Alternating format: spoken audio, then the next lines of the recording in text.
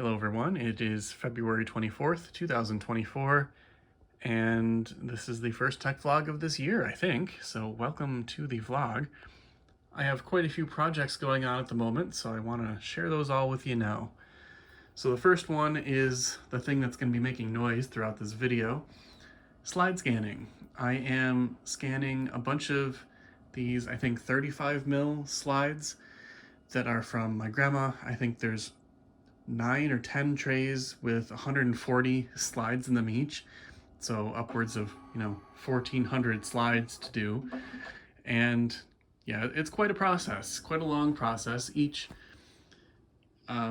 scan I can do 12 at a time, and it takes about a minute per slide, plus the time to enter the information into an Excel spreadsheet, little notes on each one, and then unload and then reload the slide tray. I mean, it's quite a process. I finished up one tray, and I don't know how long it took me. It took me forever, but I've done one, and it took me like multiple days at least.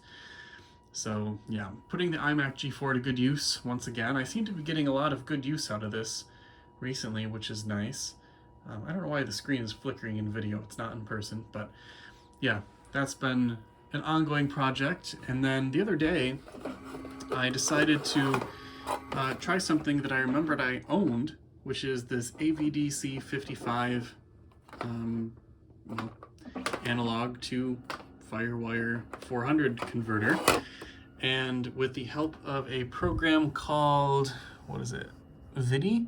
V-I-D-I? You can, view that input on the iMac. And this is better than using iMovie, because iMovie you only get the preview. With VIDI you can do a full screen. So I'm able to play just the one thing I had on hand, the Wii, on my iMac G4 in almost real time. There's a little bit of delay, and to be fair, I was playing Mario Kart, which has some delay in the movement of the controllers anyway. Plus a little bit of delay, but it's still playable, and it's kind of cool that that's even possible. So yeah, I got that working. I don't know how much these go for online. I don't even know where I got this one. I just kind of ended up with it, but I'm glad I have it now. So that was another little side project. So I have it working on the G4, but I tried it with my 700 megahertz, the Snow down here, because it's running Mac OS X, and it doesn't seem to work on the G3.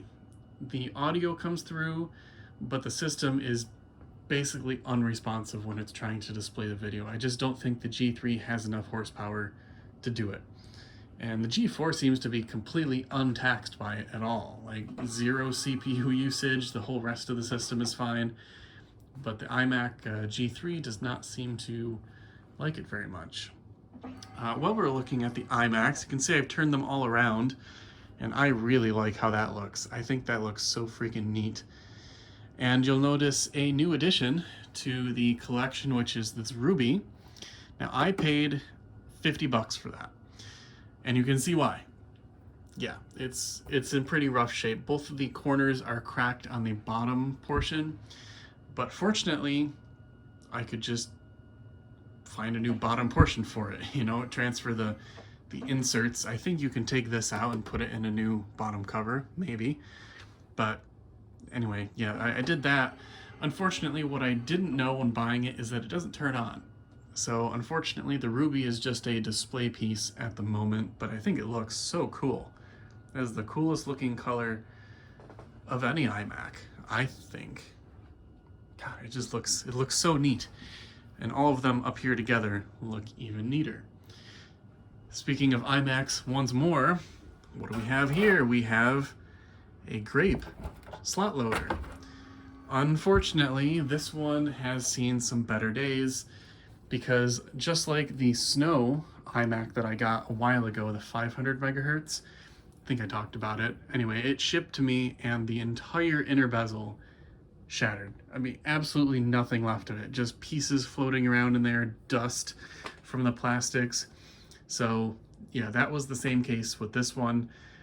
I would have left it alone, and I kind of wish I had, honestly, but the CRT stuff was like rattling around in here. It's not connected to anything. So I decided to take it apart and see what I could do about fixing it.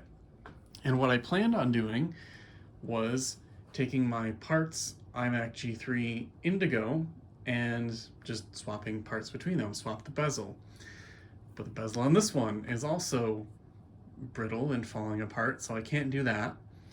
And I can't just take the shell off of the grape and put it in here and then also put in the grape motherboard and speakers and just do that instead of taking the CRT out, because the flyback in this Indigo is bad, and I think the CRT in here was not all that great either.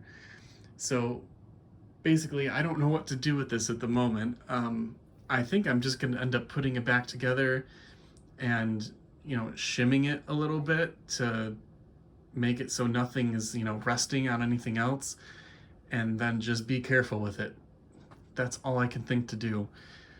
Now I am aware of a project by Mac Effects, who make all sorts of cases for Mac stuff, where I was part of their Kickstarter, that's how I know about it, where they just released a iMac G3 slot loader inner bezel replacement, which is great.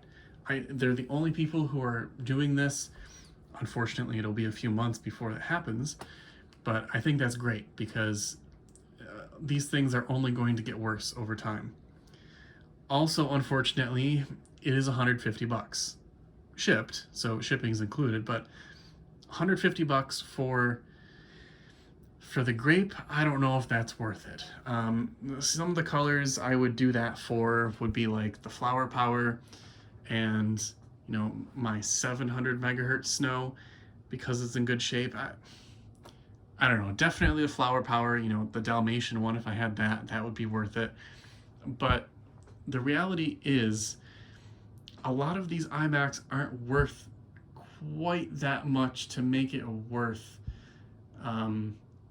purchasing a $150 piece of plastic, basically. So yeah, I have some thinking to do about that. I almost think that a cheaper route would be just to find another grape that is in good shape and then sell this one for parts, because I don't know. I don't know what to do about that. To clarify, by the way, about the $150 price tag on that bezel, I don't think that's unreasonable. I think it's just not quite worth it for some of the cheaper models. You know, the ones that were really common, like the graphites were common, the indigos and the blueberries were really common. I just don't think it's worth it for some of those, at least not yet. So that is my thoughts on the iMac G3 situation I have going on. A couple other changes. I don't know if I talked about little changes in the desk yet, but I just rearranged. I put that monitor, which is connected to my main PC behind me, up on a little shelf so I can watch TV and stuff while I do stuff on the bench, and that's been working out really nice. And I have this new addition on the desk.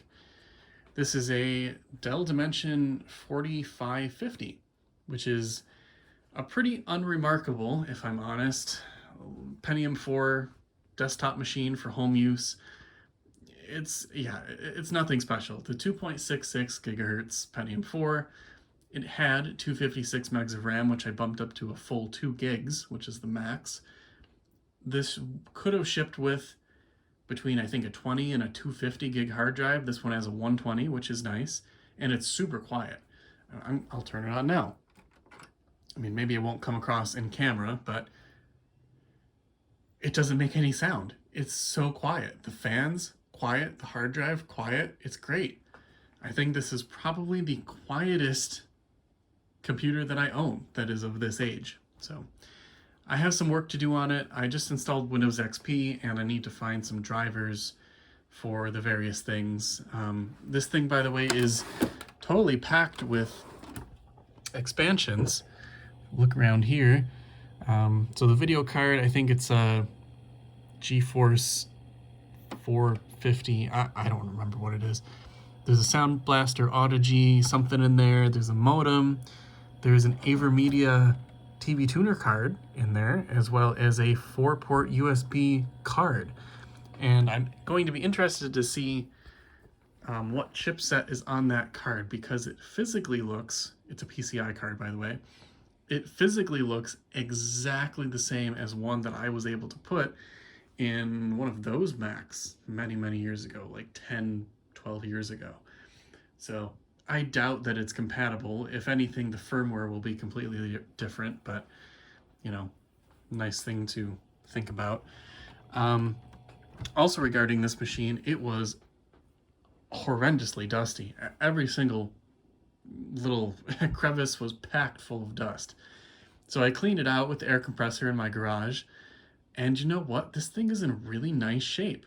This is probably one of the nicest of this era computers that I own. I think I've already said that, but I'm blown away by it. It's in such nice clean shape inside. Outside is clean, just a couple little scuffs on it like here. And yeah, it's just really nice, and it's quiet, as I already said, but again, it's just so shocking to me that it's so quiet.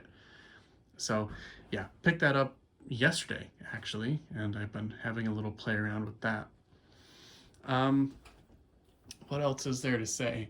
Don't know if I talked about this in the last video or not, but I'll just briefly mention it. This is one of those, I think it's a Pentium 4 board, an early Pentium 4 board, but it has a talking BIOS. So you hook it up to the speakers, and then like it gives you postcodes in text. It's a female voice, and it just, I don't know, it was really jarring the first time, and kind of interesting system altogether. So I was going to use this for testing hard drives, but I don't know. We'll see. We'll see what happens with that. I don't know. And what else we got? I think that's it for projects around here. Yeah, I think that's really it. So that's what I'm working on right now. I forgot how to end these videos because I feel like it's been a long time. So thank you very much for watching. Hope you enjoyed, and we'll see you in the next video.